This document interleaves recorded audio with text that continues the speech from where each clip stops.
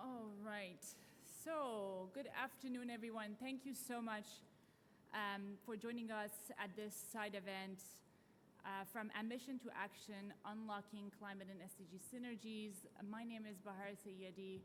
I'm a senior climate and energy advisor at the United Nations Department of Economic and Social Affairs, and I'm delighted to moderate this event today. The event is co-organized with UN and DESA and UNFCCC. I'm delighted to have my colleague Daniele with me. And to put it in context, together with UNFCCC, we have been working on this topic of synergies since 2019. We have been working with countries who are championing the issue of synergies. We have had annual conferences on this topic, and I'm delighted to let you know that we have representatives from Denmark and Japan who are here with us, and they have been committed to this work. And we also have a dedicated expert group on climate and SDG synergies. These are 17 independent experts from around the world, and we co-convene them with UNFCCC with the intention of deepening the evidence base on this topic. So again, I'm delighted that we have some of the members of the expert group with us today, and you will hear from them on the latest findings of the work that they're doing. So without further ado, let me introduce Mr. Daniele Violetti, a Senior Director for Program Coordination from the UNFCCC, to open the event. Thank you, Bahar, and good afternoon to all of you. Big pleasure for me to be here opening this event with Bahar representing UNDESA, our partner in this effort, and of course joining Denmark and Japan have been championing this conversation, and it's great to be here with you all.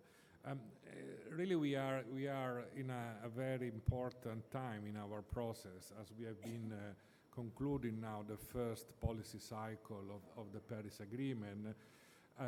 After 10 years, of course, of the Paris Agreement came to life. So, and I want to refer particularly to our work that we just published on the NDC synthesis report just before the COP, which has indicated, as we all know, that we are not on track in terms of meeting the goals of the Paris Agreement, but there are positive signals coming out of those new NDCs, which are paving the way for hopefully being back on a more sustainable trajectory. At the same time, we also know the challenges in the implementation of SDGs, again, not being on target for I would say all of them, and this is, while concerning, offer this huge opportunity to work on synergies to ensure that whatever effort is made in implementing the Paris Agreement, Agenda 2030 at the national level on the ground has really this in mind, and it's clear that taking action on both is essential. Now, we have the expert group, as Bahar indicated, in our global reports. We have constantly shown that integrated synergistic policies create greater benefits and improve really the ecosystem and the overall implementation of these important international goals. So we also, looking at NDCs in our synthesis report, we see that now adopting this whole of government approach and whole of society is the right path for achieving this in terms of planning and delivering on these goals. So really this conversation should continue. We are fully behind it. There are this partnership with the parties that are really moving forward. The contribution of the expert group and their expertise has been widely recognized in this conversation, and therefore we are very grateful for all this that is happening and the participation of all these actors. So I conclude here. I'm really looking forward to hear the conversation outcome and to the next step in this effort. Thank you very much.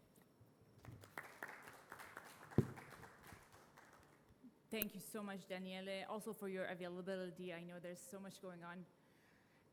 Next, I'm delighted to invite Mr. Ole Tonke. He's the Climate Envoy and Undersecretary for Development Policy from the Minister of Foreign Affairs of Denmark. Denmark was also the host of the 6th Global Conference on Climate and SDG Synergies. Ole, the floor is yours. See if we can make this reach, we will.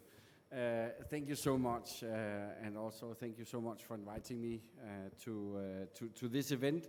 I really believe that it is a key topic that we need to follow through on, if I can put it that way.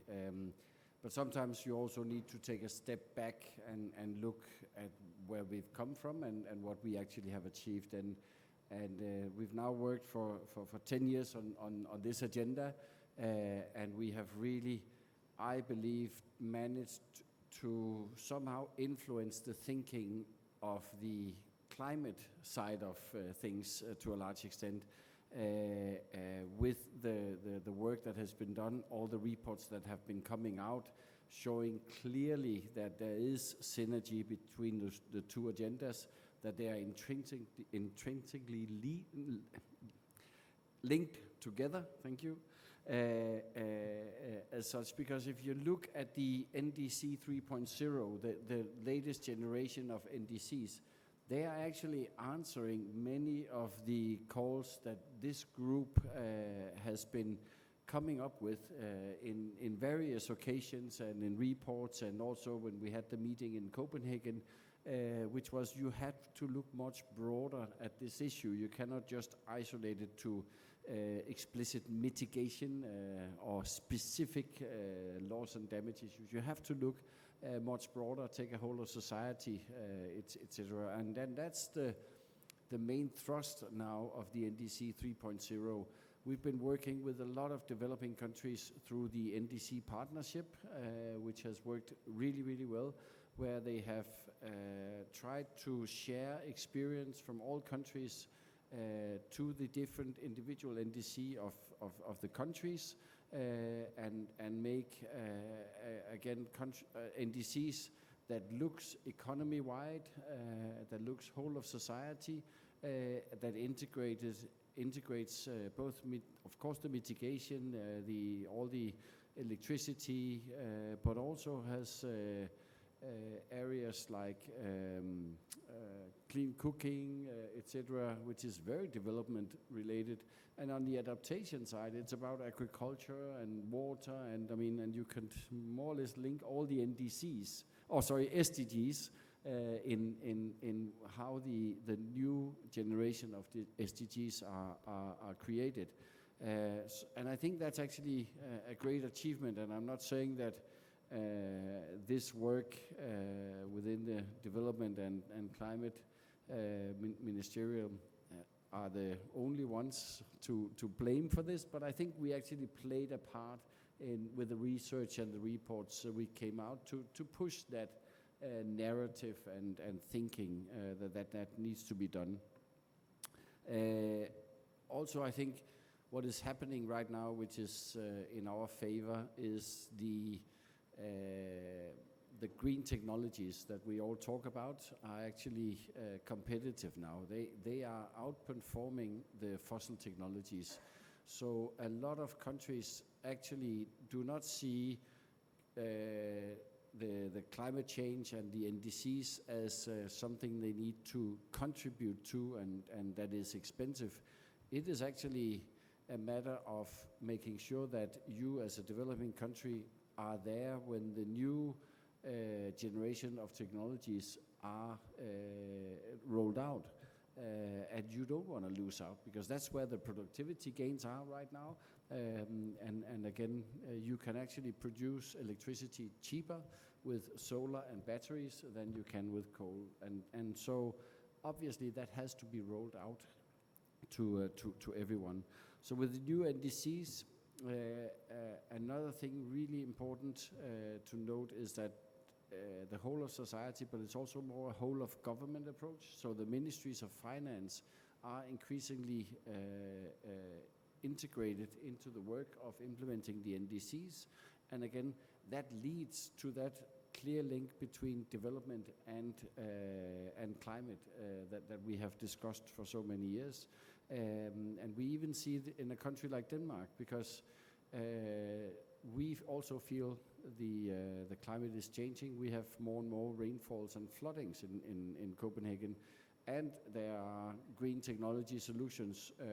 The Ministry of Finance believes firmly that the growth of Denmark also depends on our ability to lead on the green transition. And again, when that happens and you have the Ministry of Finance including that in their modeling, that means that when they do their budgeting, then they will of course favorize, yes, more green technology, but they will also think about how to mitigate some of the effects or how to adapt to some of the effects that we see from the global warming in Denmark, one way or the other. And that we see across the board in many countries. And the last thing I wanted to mention was that also goes for the more financing side of things, both in Denmark, but certainly also in all the developing countries. We need a clear outlet for how to think of this holistically, and where the NDCs, they think very broad-based as such, and can be a key driver in moving that forward. So I'll leave it at that, but thank you so much.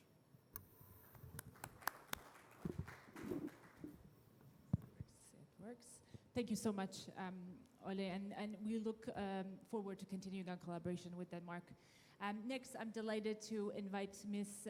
Nameki Mimi. She's the Director for International Cooperation for Decarbonization and Sustainable Development Infrastructure, Global Environment Bureau of Ministry of Environment of Japan.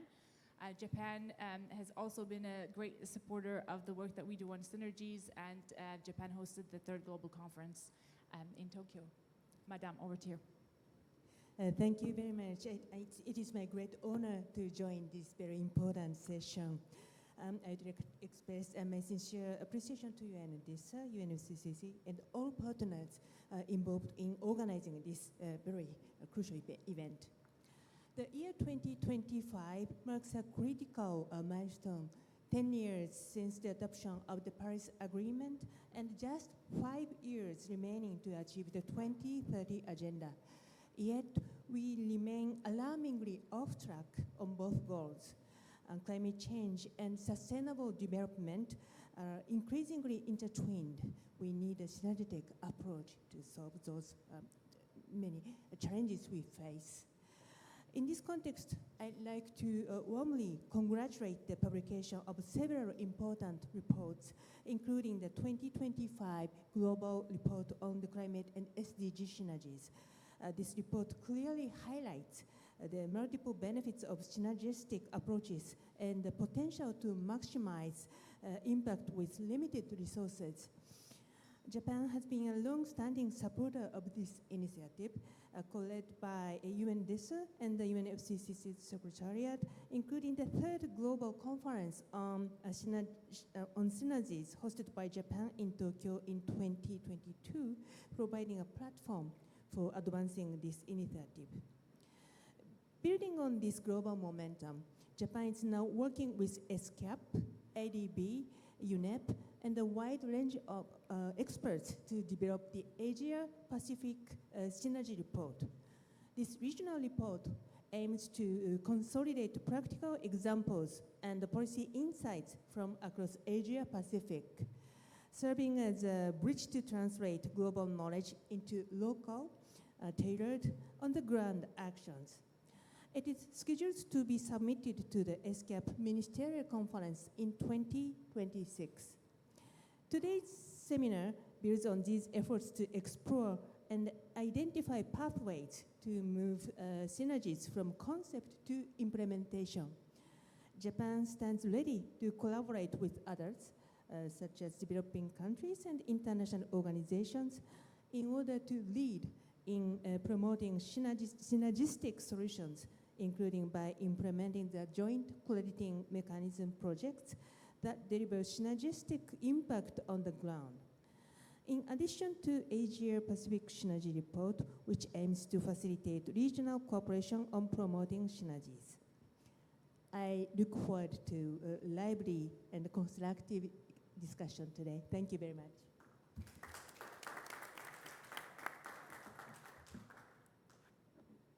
Thank you so much, Ms. Nameki.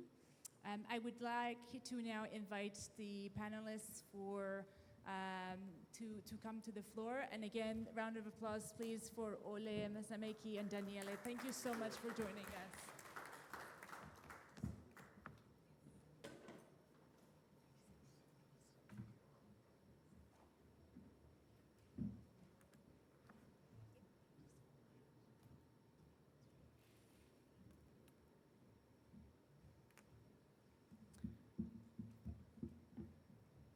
Okay, as everybody takes their seats, just to briefly, this session will focus, as I mentioned, on the findings of the latest report of the Climate and SDG Synergies Expert Group.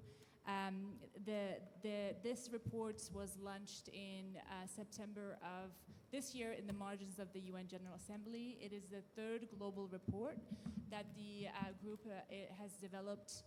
And throughout the last 2 years, there is also a number of thematic reports that have been published.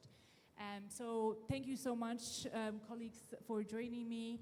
We will start with a presentation of the key findings of the latest report by Ms. Diana Erg-Wortas. She's the Vice Chair of the International Panel on Climate Change and a professor from Central European University. She's also a member of the expert group on climate and SDG synergies. Diana, the floor is yours.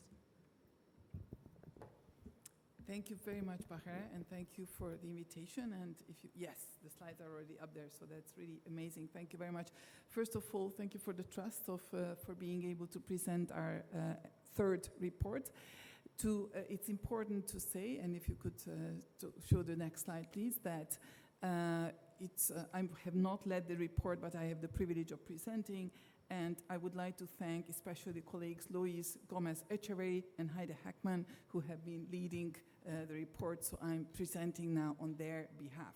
But as you see, and it has already been mentioned, we have a very strong 17% membership of this expert group for all around the world and representing different disciplines, different backgrounds. So I believe that that already speaks to the strength of the expert group. Next slide, please.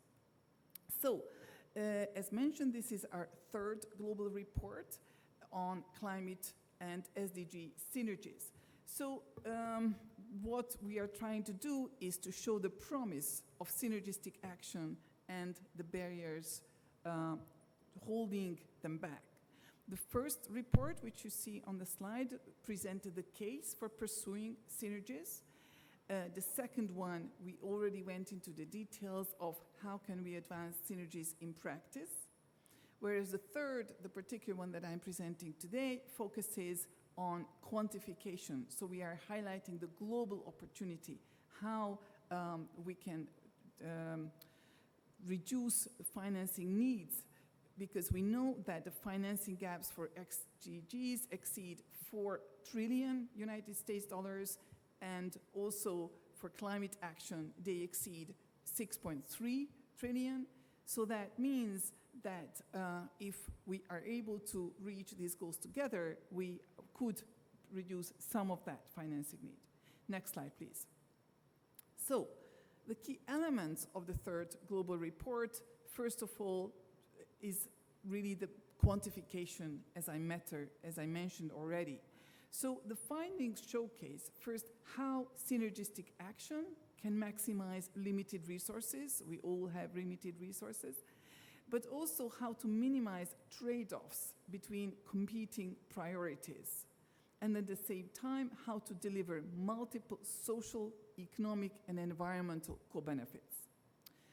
In the middle, you see how we are focusing on insights into practical entry points for synergistic action. Because yes, everything is connected to everything, and synergies are very important, but at the same time, most of us sit at a desk having very specific mandates, having specific budgets for specific purposes. So how we can find the entry points for actual action for leveraging these synergies. And finally, we want to bring the critical evidence to guide actions for the years ahead. And that's why especially NDCs, the latest set of NDCs are so critical. So next slide, please. So we present timely evidence as we chart the course forward. First of all, maximizing the potential for synergistic action. And we are here where the NDCs are being presented, and NDCs do present the critical opportunity to maximize synergies. If we focus on increasing equitable access to clean energy, more jobs for more people, better health, sustainable food sources, and empowering women and vulnerable groups, climate action under the NDCs can and should aim to be aligned with sustainable developments. So certainly there is a tremendous potential for synergistic action through NDCs. And unfortunately what we found that despite of this, actually just a small fraction of NDCs explicitly refer to SDGs or embank on this amazing opportunity through enhancing synergies. Second, tailoring synergistic strategies for targeted investments, because tailoring synergistic strategies to country-specific development and climate objectives ensures that investments are targeted where they are needed most.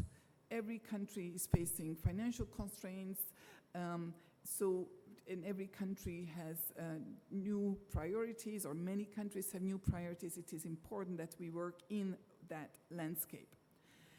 Finally, in this expanding body of evidence on clear benefits of synergies. So, next slide, please. So let's actually jump into the key messages, and I want to present 9 key messages. So, first one, climate change and sustainable development are inextricably linked, and so are the solutions. So we keep saying that over and over again, but let's be clear, with over 80% of the SDG targets are directly linked to climate, synergistic policies can maximize the co-benefits and reduce trade-offs.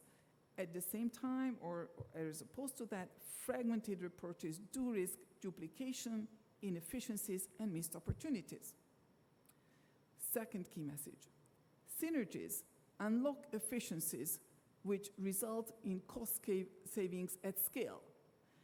So, what we found is that synergistic action can enable the limited resources to go further, with estimates suggesting action on climate and development jointly can deliver up to nearly 40% greater efficiency, which represent major cost savings. So this 40% is an important finding from our report. So maybe that's one of the key takeaways you want to take with you from this meeting.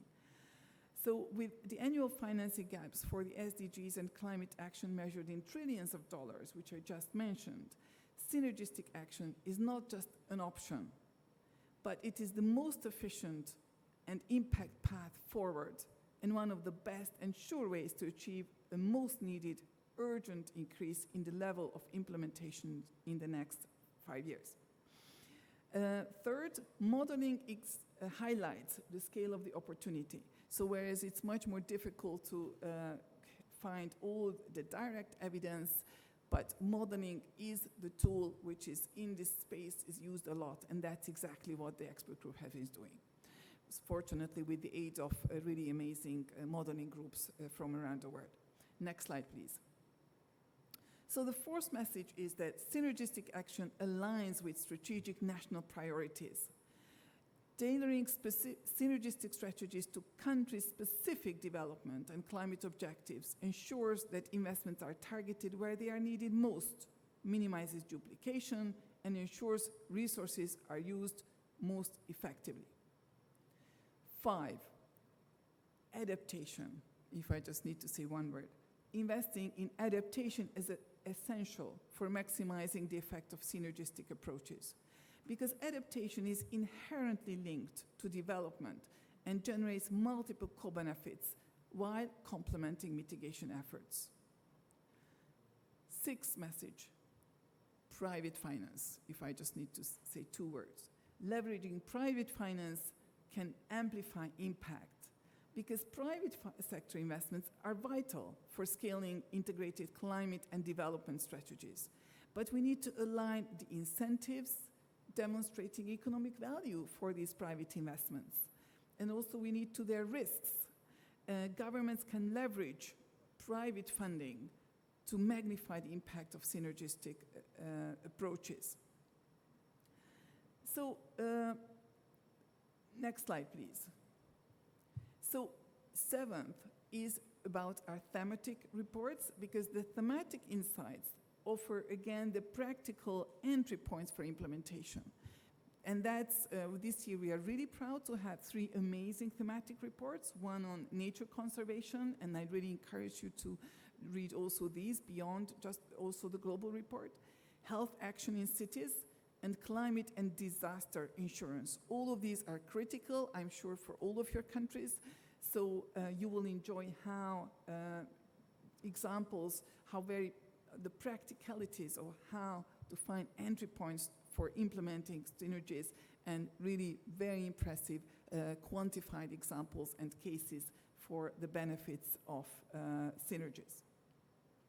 Next slide, please. So, key message number 8. Evidence guide effective action. So we need the evidence, whereas we know synergies are important, but when the case needs to be made for the different departments, of course, numbers often speak the best. So quantifying the benefits of synergistic action helps policymakers guide efficient investments and design coordinated whole-of-government approaches.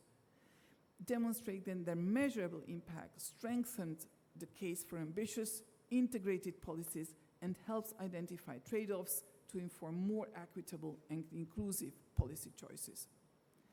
And last but not least, the 9th key message is that synergies will be central to informing the post-2030 development framework.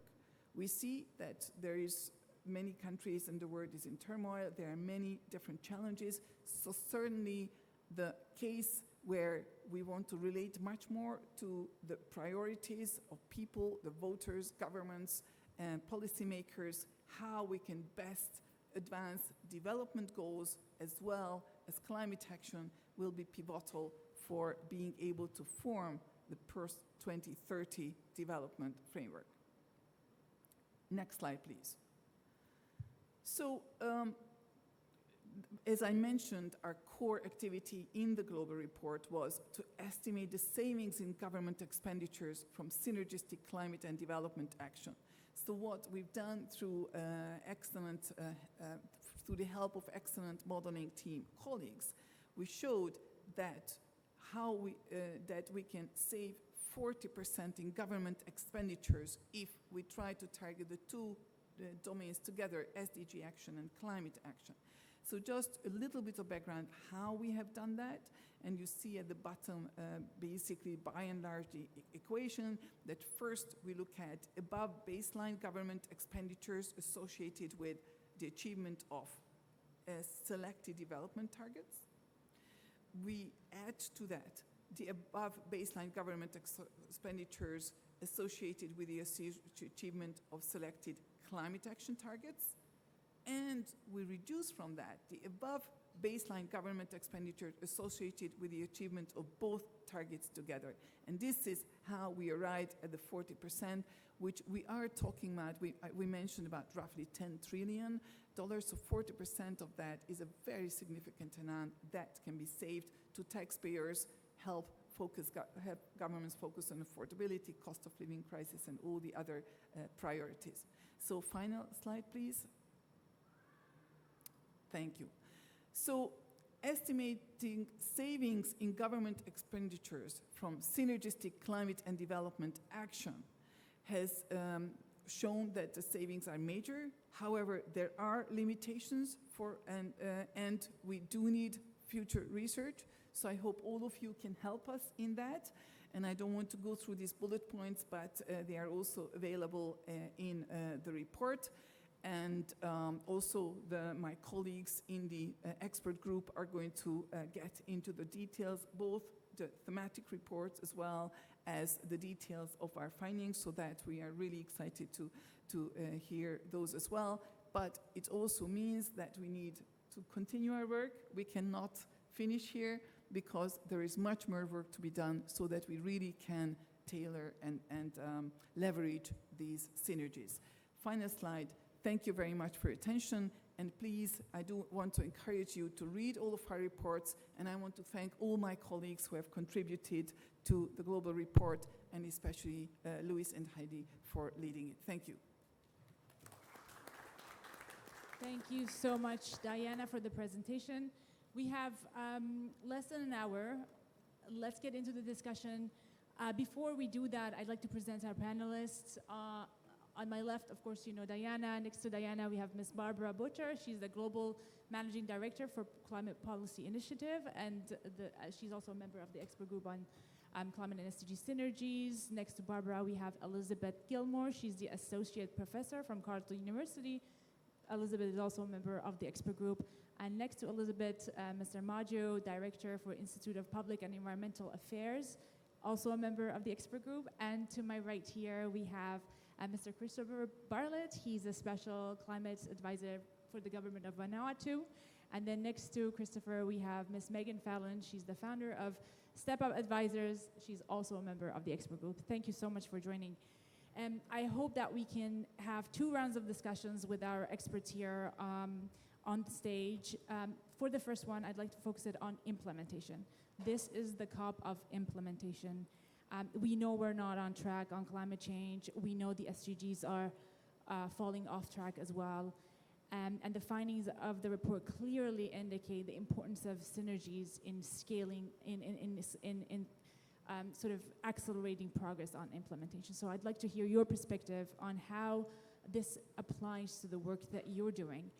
I want to start with Barbara because one of the main findings of this report was related to finance. Roughly 40% gain in efficiency. And of course, Barbara, we have so much discussion here at the COP about NCQG, how's that going to be delivered? The 1.3 trillion roadmap, how is that going to be achieved? How can synergies help in that conversation and accelerate the implementation on the finance goals? Over to you.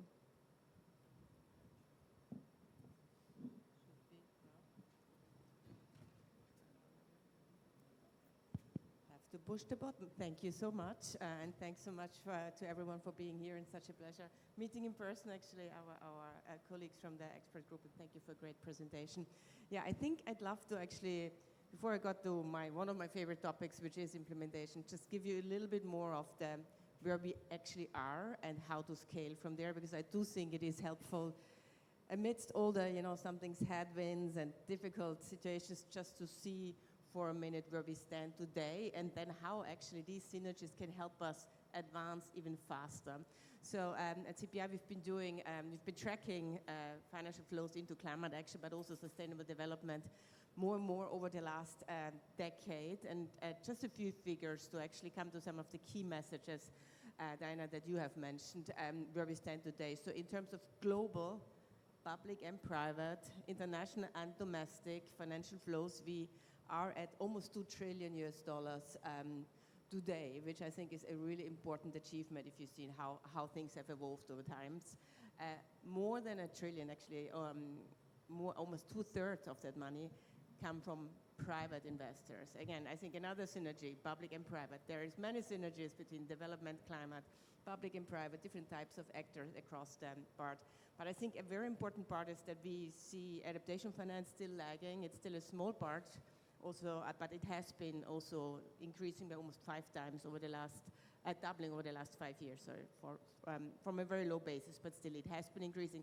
But if you include activities that are dealing with both mitigation and adaptation, you're actually doubling the overarching amount of money that goes towards these types of activities. I think just seeing those investments that are really attractive on both mitigation, adaptation, development, and climate I think showcases that there is a real investment opportunity here. And I think it comes to the point that this is about really maximizing the potential of development and climate, and that there is a real investment opportunity going forward. So I do feel it's just helpful sometimes to give you like some figures to start. But coming to implementation again, and how can we build on where we are today to really benefit from the synergies that has been outlined, and I think the very, very strong key messages come from the report.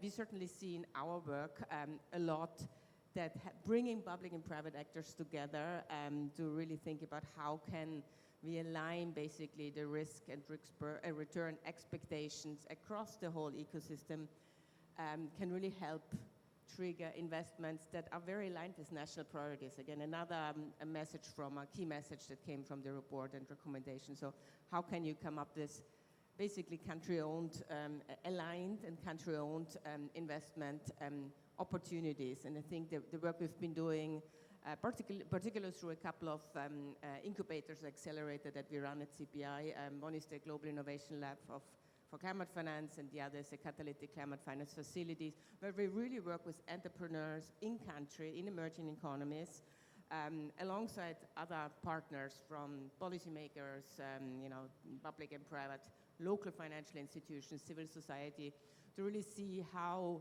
very strong ideas of how you unlock more in capital for sustainable development and climate action can actually turn into bankable projects. I'll give you a couple of examples. I know that Megan is also going to talk about a couple of examples, so I'll probably keep it short. But just before I come to the example, just with the small, with the lab, our longest standing incubator that we have, and it's a small one, we're a small organization, we've managed to actually incubate more than 80 financial solutions that have gone on to mobilize more than $4.5 billion for concrete projects on the ground in emerging economies. Most of them really bring both the benefits of development and climate. So I think they go hand in hand.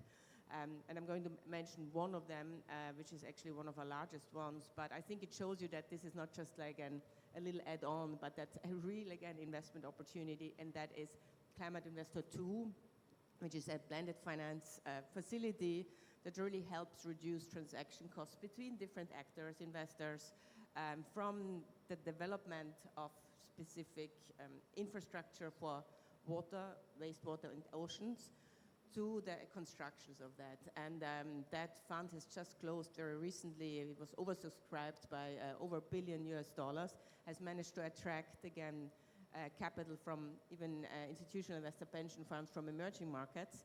And I think it just shows you that this is a real opportunity. This is not utopia. This is something that we need to embrace and really build on to really make sure that we can accelerate more action and really fill the financing gaps that we see out there. And I'll probably leave it here, but yeah, very excited about that. Thanks for having me. Thank you so much. Critical points on finance and how to accelerate implementation on that front. Elizabeth, maybe I come to you. You are heavily engaged on the discussions around adaptation. How can we sort of bring in lessons learned from the expert group and Synergies into the adaptation fora? Yeah, thank you. So I think following what, when we're thinking right now about climate adaptation, I think there's been a lot of progress from a sort of scientific and technical lens through the global goal on adaptation, through the indicators, some substantial progress towards a shared understanding of what a climate-adapted world will look like. And I think it also, though, has revealed some very important aspects in terms of value differences. But you can think of this, though, as not insurmountable because of the links to Sustainable Development Goals. And so what's also clear is that meeting Sustainable Development Goals is also about effective adaptation. It reduces vulnerabilities, and it also enhances adaptive capacities. And so I think it's a bright spot in our report when we're thinking in the synergistic way that development here supports climate adaptation, and it also allows for that more effective use of funds towards meeting those goals. Now, there still are some serious research needs in this space.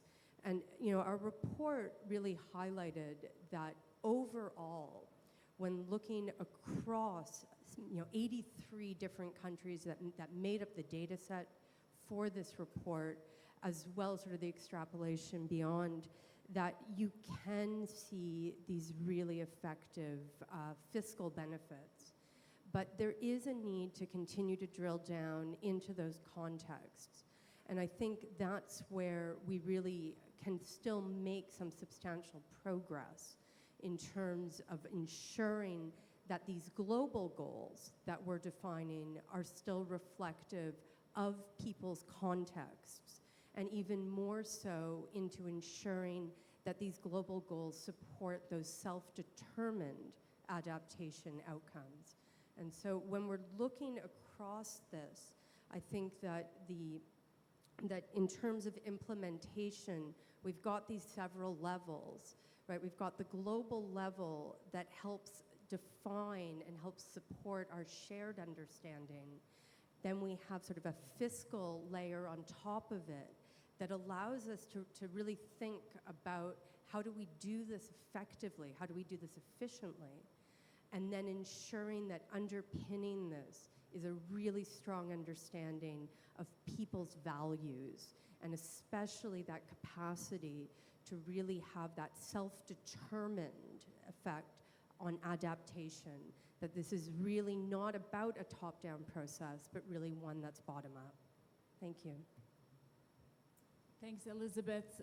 Maybe I continue in that line. Maju, over to you. What are some of your takeaways from the work that has been done so far by the expert group, and how does that apply in the work that you're doing in terms of accelerating implementation?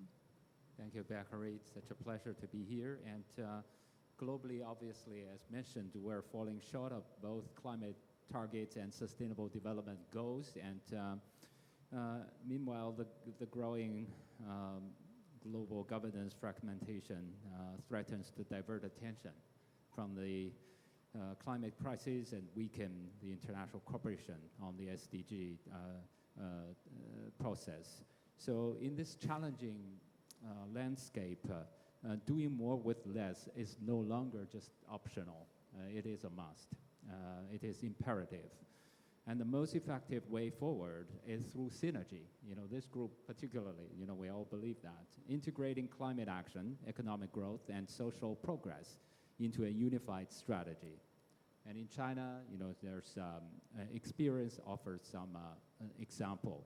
Over the past 12 years, aggressive clean air policies reduced sulfur dioxide emissions from 20 million tons to 2.4 in 10 years of time. So as a result, the PM 2.5 in Beijing dropped from 90 to 30 in 10 years. And yet today, traditional end-of-the-pipe solutions have reached its limit. The further improvement got to happen through the synergy with climate action. And so that's how we came up with that. And in the meantime, the fiscal constraints posed a major challenge as well, not in China, like in many parts of the world. So our economy is facing headwind. Funding trillion yuan environmental and social projects in isolation, in silos, is no longer possible. And the cost of climate action alone is estimated to be 140 to 400 trillion yuan. So requiring, it's very, very difficult. And in the meantime, this is where the Beautiful China initiative comes in, a strategic framework aligning pollution control, climate action, and expansion of green and high-quality growth, and guided by the principle of synergy of these four aspects. China's new NDC also set target not just on the reduction of carbon emission, but also on the afforestation and also enhancing the quality of the social economic development. Of course, at its core is the energy transition, and already, it has delivered some remarkable results, and China hit the 2030 renewable energy target 6 years earlier, and in the meantime, the economy is electrified 9 times faster at the global average. Of course, the EV penetration rate is about 50%, and all this, align the climate action with pollution control, and also with the economic new model of economic development, and wins the support from the people, because all these actually renewables driving down the cost of electricity in the meantime. So I think critically the transition driven all this development. I hope that this experience could also help to convince more to join these efforts of Synergies. Thank you. Thanks, Majun. Great examples, of course, coming from China. And if you're following the discussions in the negotiating rooms, I think great ideas coming from China as well. One concept is this whole enablers approach. And as an observer, I cannot say anything but those of you with member state pass, Synergies could be considered as an enabler as we discuss how to accelerate implementation. Let me go now to Megan. Megan, you work a lot with non-state actors, local communities, private sector. How can this topic of synergies be applied with that community? And what are some concrete examples you've seen that's actually accelerating implementation from their point of view? Sure. Thank you, Bahare, and a pleasure to be here, everybody. The thing about reports is that they sort of register in our two-dimensional brain, and maybe it's a nice idea to think about what this really looks like on the ground and what it looks like in action. And my observation is that in some ways, private sector actors, and Barbara referred to this in the inflows of capital coming in from private sector, are really impressive, and they're moving very quickly. In one way for them, it's a clear economic gain to approach synergistic investments.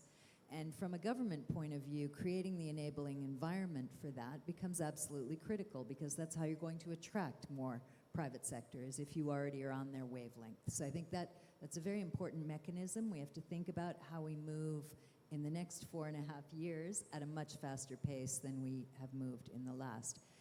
As early as the Sustainable Energy for All initiative and roadmap drafting that happened, I was part of in 2012, we were already talking synergy action and how this coming together and dovetailing of climate and development priorities actually de-risk and, in fact, greatly advance economic and social progress, which is really what we need, and a protection of our natural capital.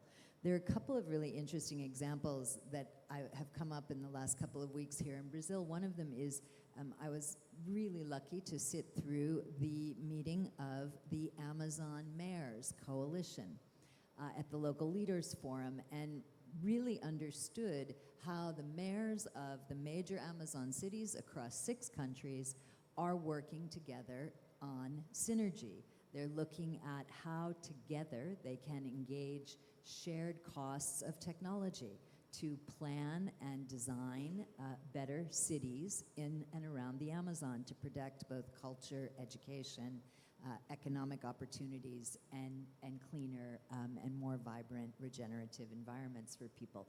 So I was really impressed by that, because that's sort of something we don't see so often.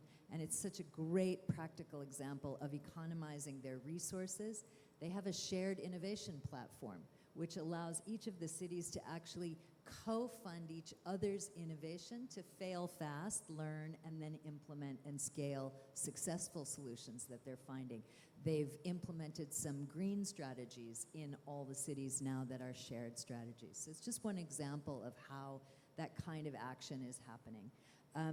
There are a couple of interesting financing things that have huge co-benefits by being in the synergies category. One of them is Gujarat, the state in India, has implemented a cap and trade financing mechanism to reduce particle air pollution. And what that has done is everybody from the smallest chai vendor, to the largest factories are able to know what their emissions targets are. If they reduce and come in under those numbers, they can trade for cash that differential, and that is putting real money in people's pockets.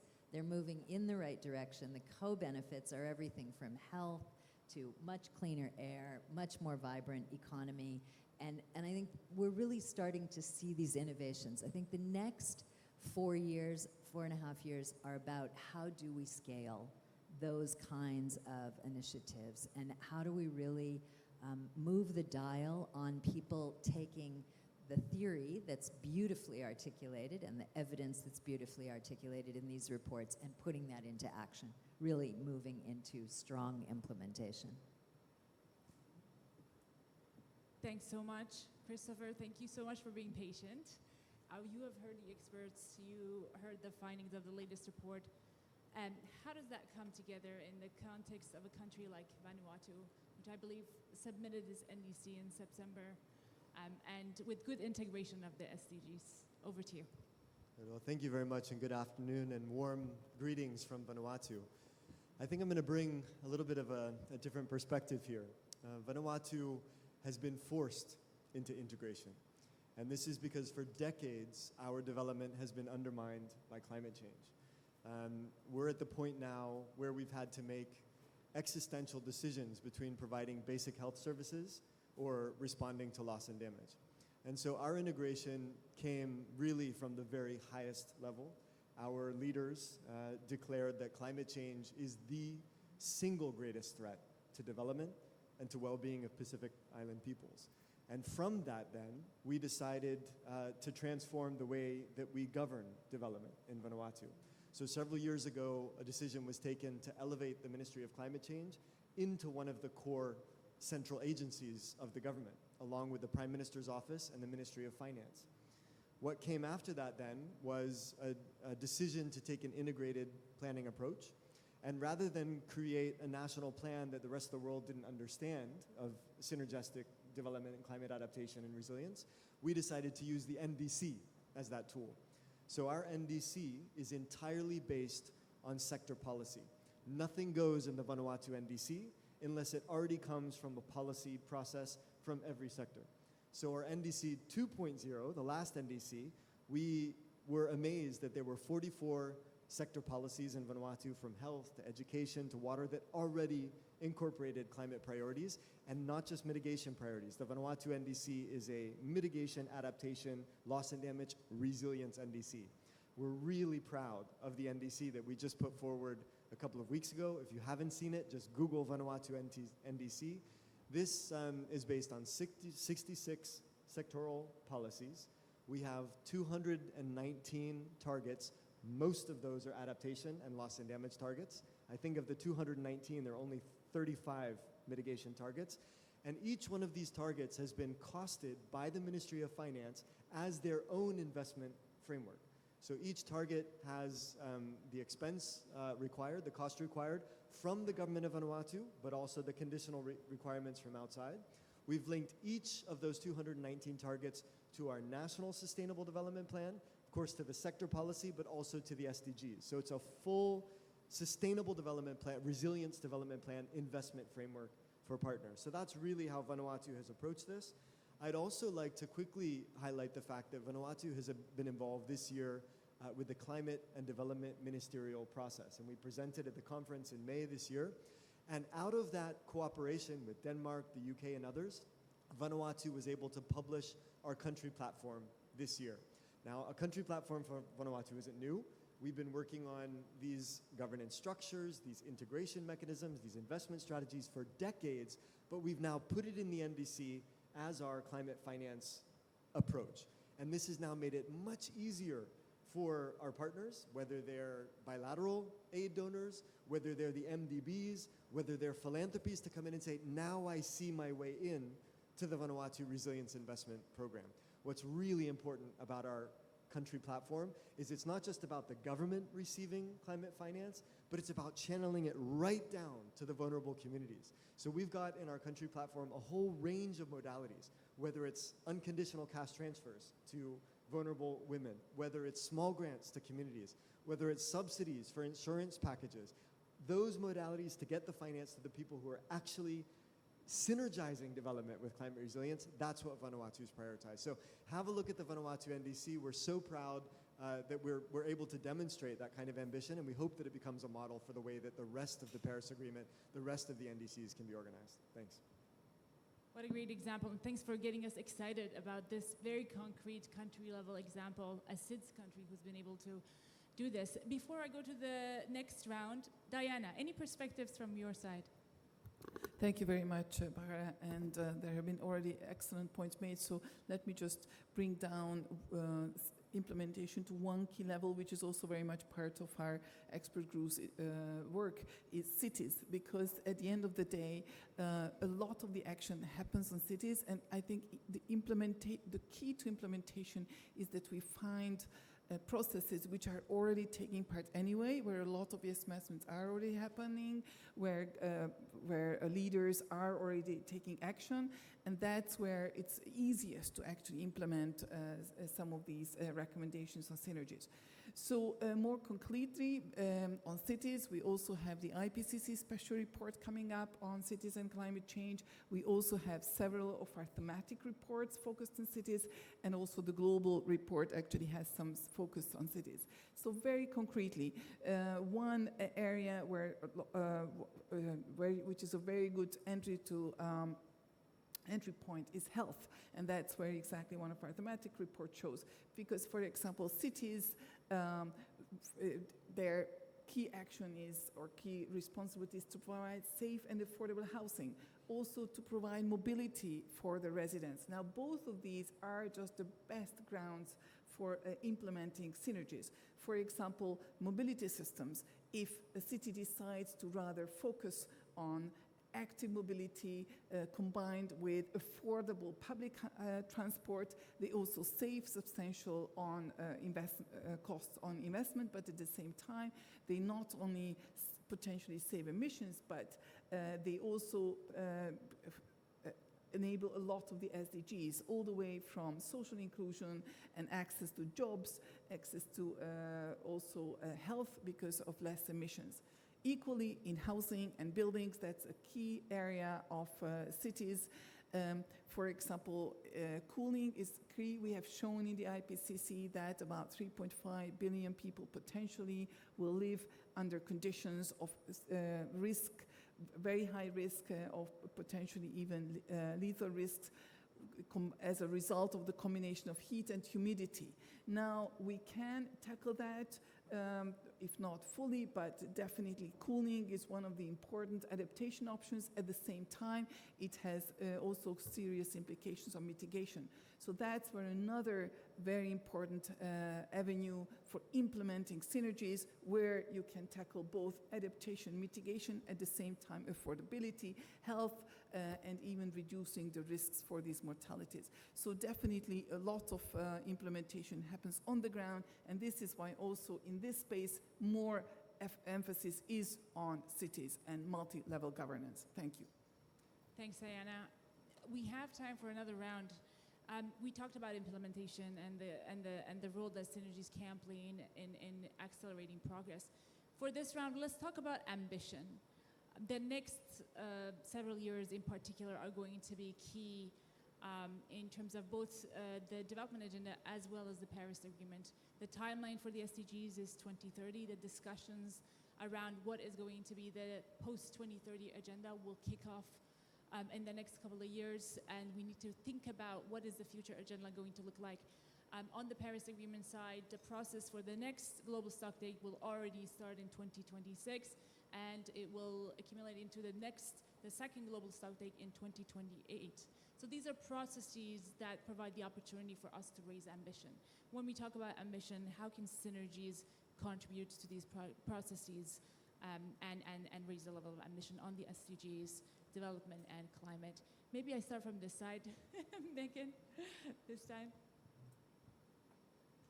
So in terms of thinking about the post-2030 realities, I think we are going to see, well, we are going to have a very, very different landscape ahead of us.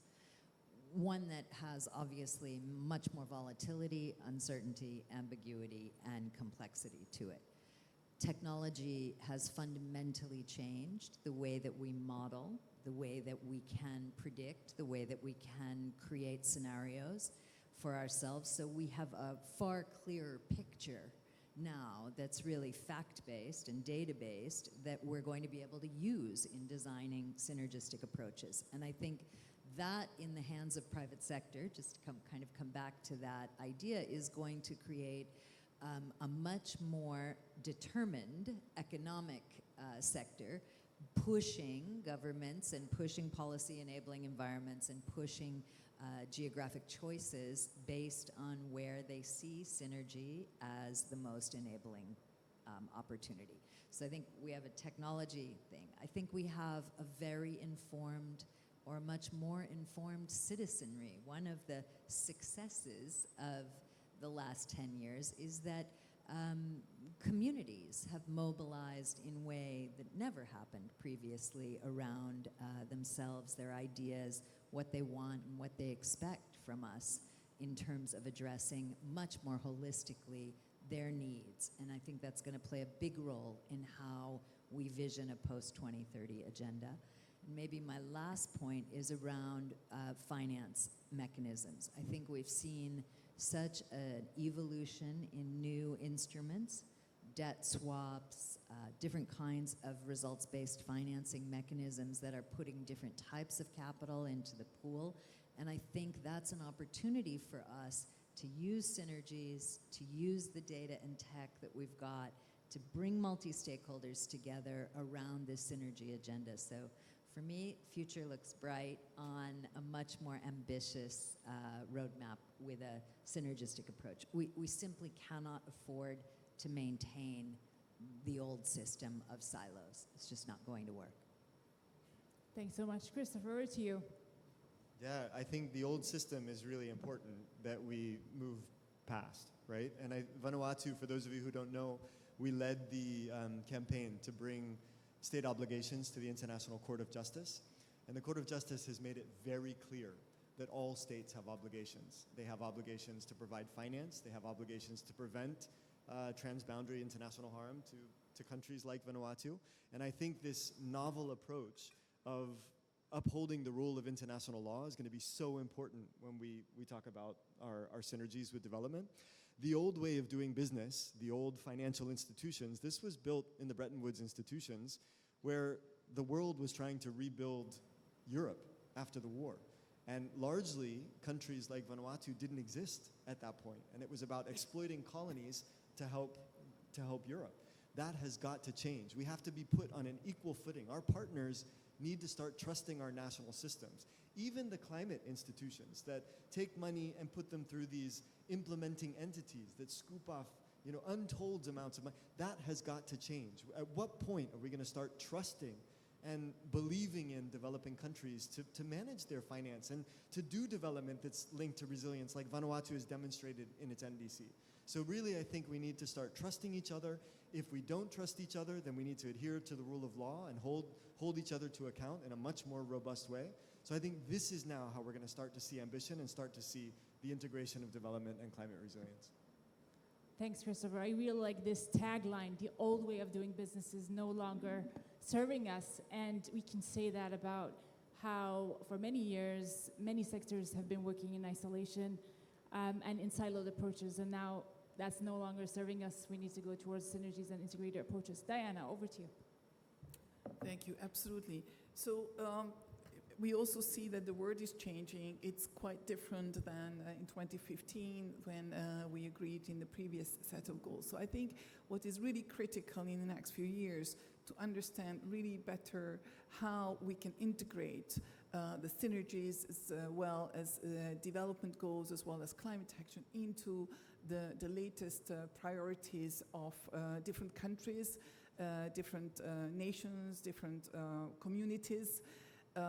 Also, again, cities are very important because 80% of GDP is generated in cities, but also because by the time we agree on this, actually even a larger share of the population is going to live in cities.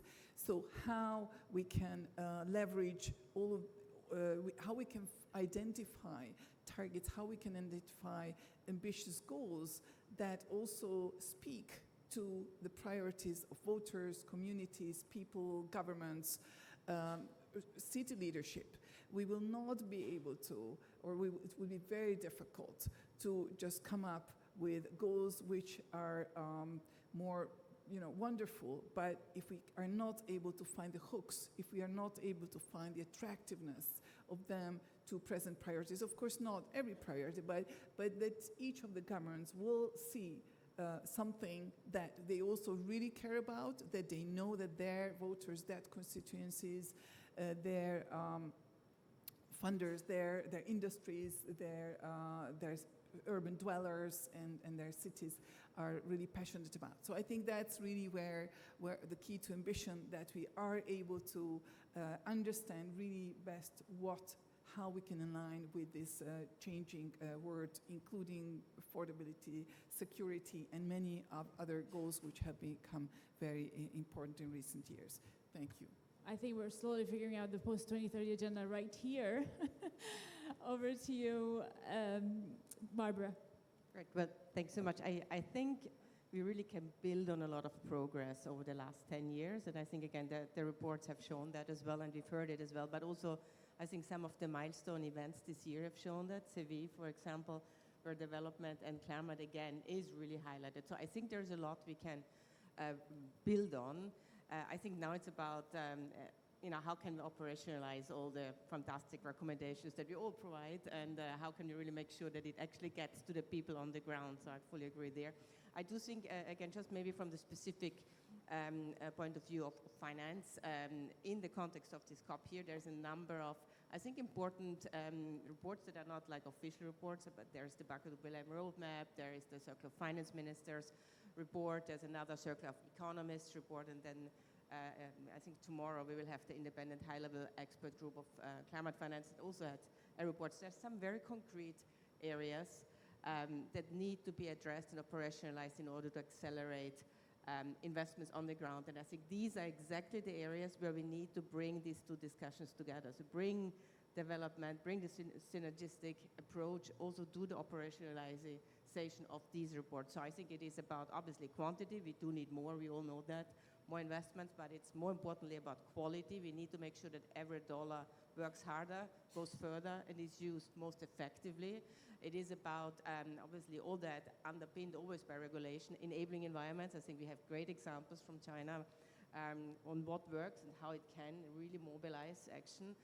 It is about then thinking about how can we best mobilize private financial institutions, both domestic and international ones. What are the types of structures that are scalable? It is very much about domestic resource mobilization. So really, how can you make sure that we provide the right capacity building, make sure that we strengthen the asset managers in the country, so you don't need the implementing entities anymore, but you have them in your country, and underpinned, because I have to say that because I love data, and as you can probably hear from my opening remarks, you need better data. You need to know what are the entry points to really scale up. And I think this is, again, I think the report highlights it very much as well. There's much more work that needs to happen to quantify data, to show the opportunity, to think about the metrics that we need to use to really, ultimately be accountable that action happens.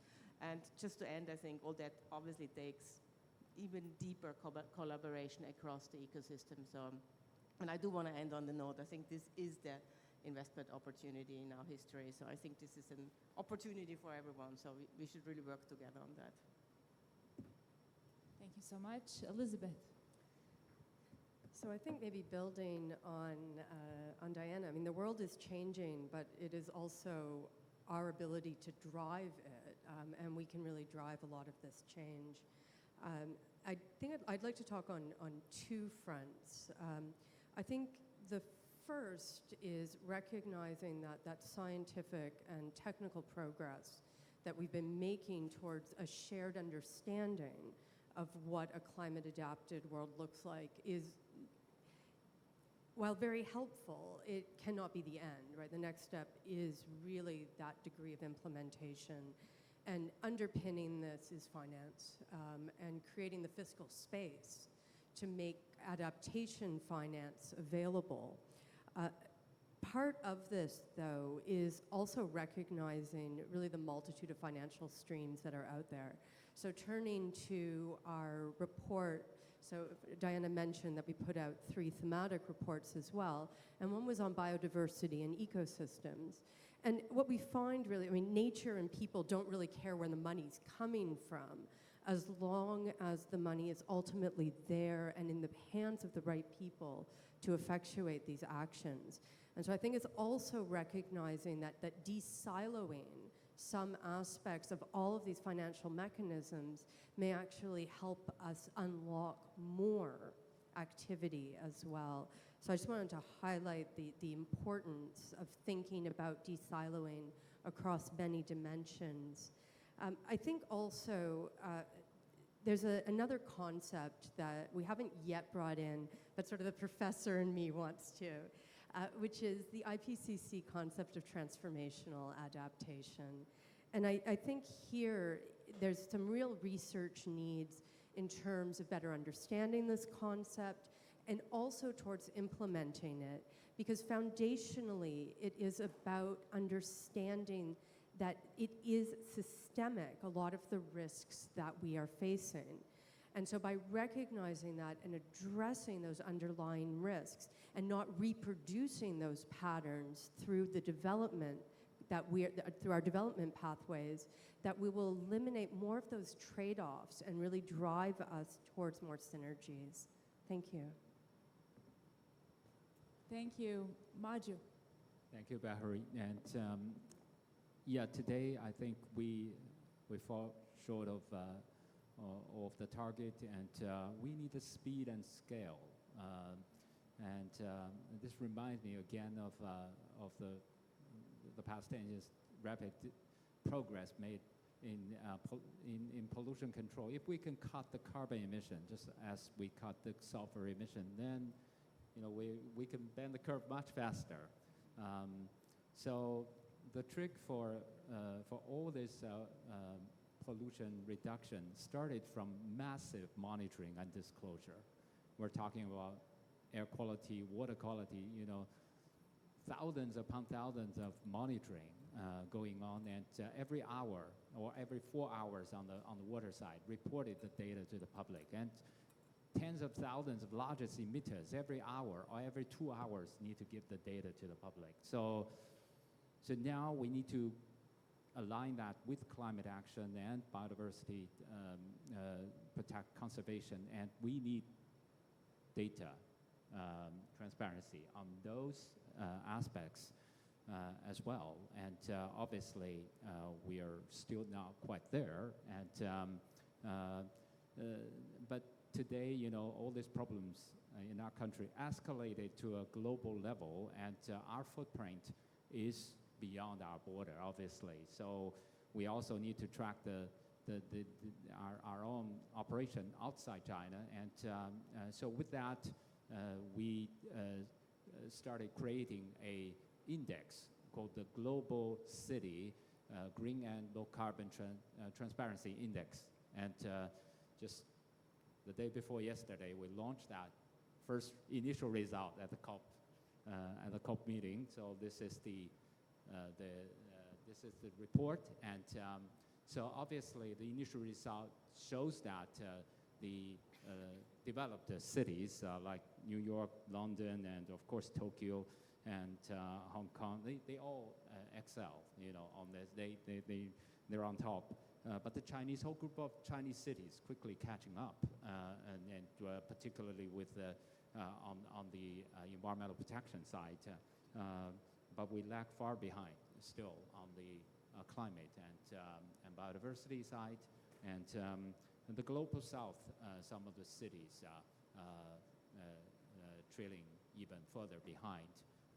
And that make it a lot more difficult. I often got some NGO colleagues approached me saying that, you know, our companies or companies from other parts of the world doing mining and other activities making negative impact there.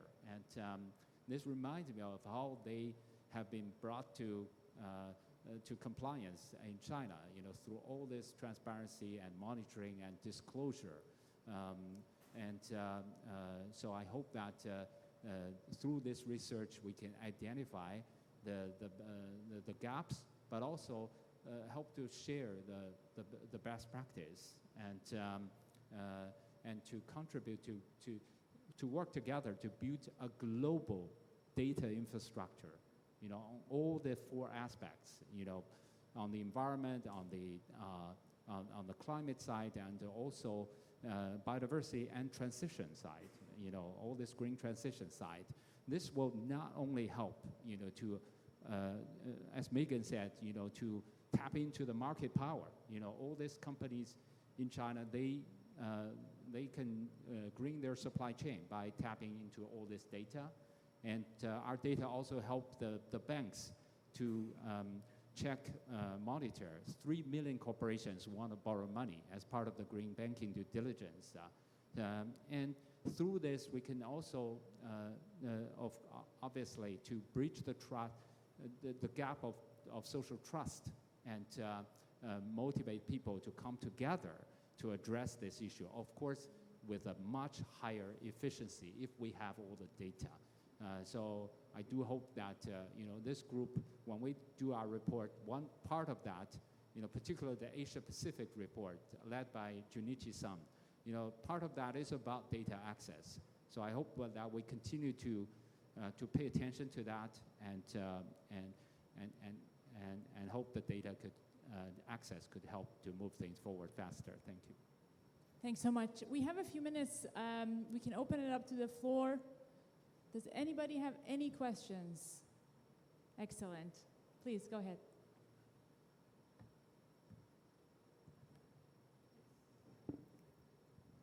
Thank you so much. My name is Akash Steep. I'm a professor at Harvard University. And it's amazing work that you all are doing. It's really, really ambitious. And we relied a lot on the work from CPI, of course, in this, Barbara. And we are working on a concept which is parallels in some ways what you're doing, but also defining something that we call development optimal baselines. And the idea basically is that we are calling upon many countries to do things differently in pursuit of their development goals. We would like them to have a more friendly climate impact, both, as you said, in terms of mitigation as well as adaptation.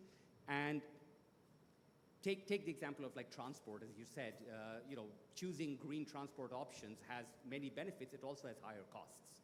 And so what we are proposing is the idea that a country should be responsible for the development optimal level of whatever is the least cost way of achieving those development goals might be. And the incremental cost of making that more green, more resilient, should be borne by all of those people who are the beneficiaries of that action. That the development budget should not be saddled with the entire cost. And therefore, that requires, in some ways, a disentangling of the development finance piece with the climate finance piece. And what we are therefore proposing is that with the help of, let's say, MDBs to establish what that development optimal baseline would be, but then to choose to be able to encourage, and not just encourage, but enable the financial ability to adopt the more resilient, greener solution, that we should be able to generate financing, perhaps through avoidance-based credits, perhaps through concessional loans, in a manner that then shares the cost. So it's both a financing mechanism and it's a funding mechanism. And I would just be curious about, you know, what you think about that kind of proposal. We'll lay that out in more detail actually in this room tomorrow at around noon in a seminar. But thanks again for all the work you're doing. Thank you. Let's take another question, and then I'll ask the panel to provide reflections. Thank you very much. Good afternoon. My name is Luisa Lisboa. I'm an officer at the Brazilian Ministry of Social Development, and I'm also here representing the Global Alliance Against Hunger and Poverty. So first of all, well, congratulations for this report. I think it's very important, and part of the work that we've been promoting at the Global Alliance during this first year is actually how we can include policies to fight hunger and poverty into NDCs, so exactly how we can generate these synergies between climate and SDGs 1 and 2. So very interesting. We'll definitely read the report and maybe even reach out to the panel before so we can see how to work together on this. But I think that when we're talking about including these programs into NDCs, we're talking about making sure that the countries are showing their demand for this sort of climate financing that is needed, and they are showing that they are willing to make these synergies work. So what I wanted to hear, especially from the representative from Vanuatu, but also the other members of the panel, is how you've been encountering the offer side of it. So how climate funds and other financiers, they have been responding to this movement of increased synergy and trying to use climate funds for things that sometimes are more human-centered, and this side of adaptation that it's not specifically measured sometimes in biophysical data, but in the impact that it has on people and their development. Thanks so much. I think that's it in terms of questions. We have 5 minutes. Anyone who would like to tackle those two? Christopher, do you want to get started?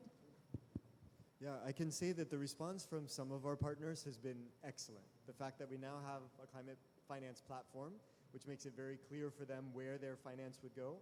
And I'd like to maybe just acknowledge the government of New Zealand, who for the first time after decades of working with Vanuatu has agreed to a budget support modality because it's so clear how their resources will be spent. And they've had to take a leap of faith to trust us that this would work. One of the reasons why New Zealand, I think, has put in money is because we've got a blockchain-based cash transfer program so that in real time, New Zealand can see who's spending their money and on what.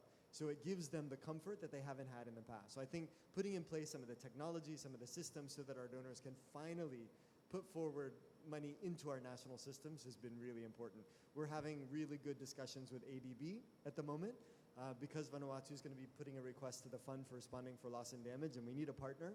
They're saying, you know what, we're able to work with you and trust your system. So there'll be a pass-through without taking expensive fees to put directly into our national treasury. So really good discussions now.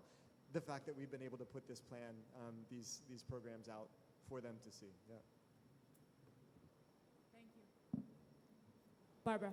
Just very quick, very quickly also on that point, the broader point. I think what we see, we work a lot with development finance institutions, MDBs, but also NDBs, the broader, which I think are extremely important because they're much closer to actually the needs on the ground. So I think we certainly see that there is a movement towards better impact metrics and also indicators on how to allocate their funds. I think more needs to happen, but I think the direction of travel is right. But again, I do feel like working more and using more of, like here in Brazil, when DESA, who's been extremely, really leading lots of the discussions, but also like the other subnational development banks, I think that for us has certainly shown it broadens more the typical kind of allocation criteria that we see from some of the global funds. So I think the direction is right, but yeah, happy to share more. And a very interesting idea. I would love to hear more about that. Thank you. We have 2 minutes. Anyone else? Very quickly. Sure. Elizabeth, and then and then. Yeah, very, very quickly. I think, I always say I think, but what I see here is also, I think, the contribution of the research community as well in helping understand a lot of these processes.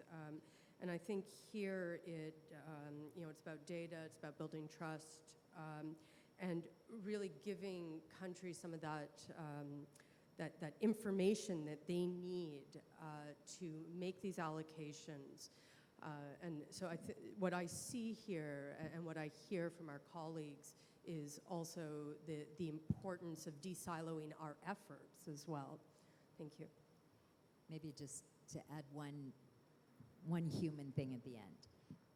We don't need a lot more research to tell us why human well-being and social prosperity are absolutely intrinsically linked in protecting our planet. And we have beautiful examples of indigenous populations who have, for hundreds of years, woven those two things together in a synergistic way extremely successfully, and have been in some ways the most resilient to shocks and changes. So I think there's also a point at which pulling apart these two things is actually not productive anymore. And we just really must insist that, you know, the health of our planet, the health of human beings as one of the species on this planet is intrinsically linked, and it's no less and no more important than protecting microbial biodiversity and all of the other beings that share the planet with us. So just want to kind of say, I get a little bit upset when I hear about we want to keep pulling these two things apart and we need more research into why they need to be funded separately. Actually, we don't. We need to act. Very, very quickly. Diana, last word. Yeah, thank you. I just wanted to congratulate the idea of Harvard University, and I think it will really also force us to actually financialize a lot of the co-benefits and the synergies and integrate these, because a lot of the benefits we rarely, which are also happening in the ground locally, we don't usually account for. And if once we manage a way to do that, it will be so much easier to actually implement all of that, what we are talking about, and so much easier to persuade also decision makers to make those happen. Thank you.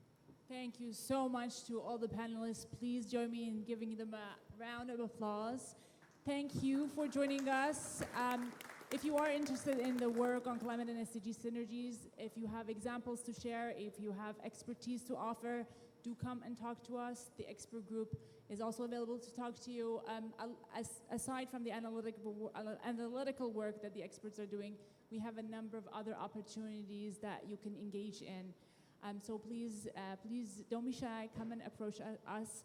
There are a number of other events on climate and SDG synergies at the SDG Pavilion. If you're interested in that, we have another one on the report on Monday. Junichi will be there, as well as some other experts. So again, thank you so much, and the event is adjourned.